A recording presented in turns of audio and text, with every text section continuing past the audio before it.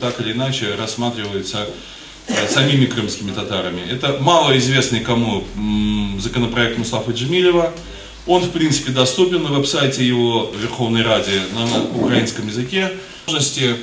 Кто-то не совсем хорошо знает украинский и так далее. То есть он в народе малоизвестен, и я думаю, что сам Мустафа Джемилев и компания, они его не случайно не публикуют, потому что не хотят, скажут, что вот, как всегда государство говорит, он был общедоступен, а никто по нему не высказывался. Но это законопроект НДКТ Гамира Баева, это законопроект рабочей группы, которая была создана на общественных слушаниях, но который так в быту больше известен как мой законопроект, и законопроект Мелиферка, может быть я что-то упустил, еще какие-то может быть есть.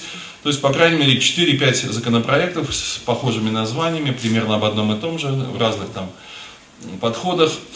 Я хотел бы сказать вот о чем. Да, мы, крымские татары, или все вместе, или по отдельности, там, собираемся и обсуждаем тот или иной законопроект, в частности сегодня на общественных слушаниях. Мы говорим о нюансах, вот такое слово, не такое слово, такое понятие, столько-то статей и так далее. Как бы стараясь, в меру наших возможностей, максимально серьезно проработать текст с учетом как наших интересов, так и с учетом реалий и так далее.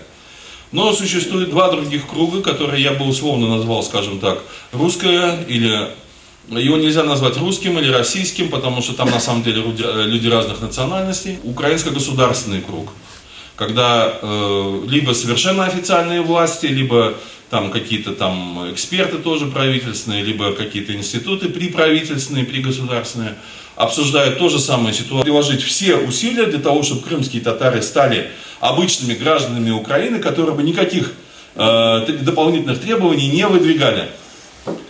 И не только не выдвигали, а вообще надо крымским татарам показать их место, что вот они живут в государстве Украины, где есть его конституция, есть его законы, есть его государство, должны они их свято соблюдать, и нечего там особенно сильно топорщиться. Поэтому проблема наша, мы вот когда достаточно остро в каком-то своем крымско-татарском кругу обсуждаем эти вопросы, спорим в этом кругу или между различными там позициями, даже, скажем, тем же Меджлисом, там, Мелиферка или еще кем-то, или разными концепциями, мы должны понимать, мы здесь обсуждаем китайской стеной.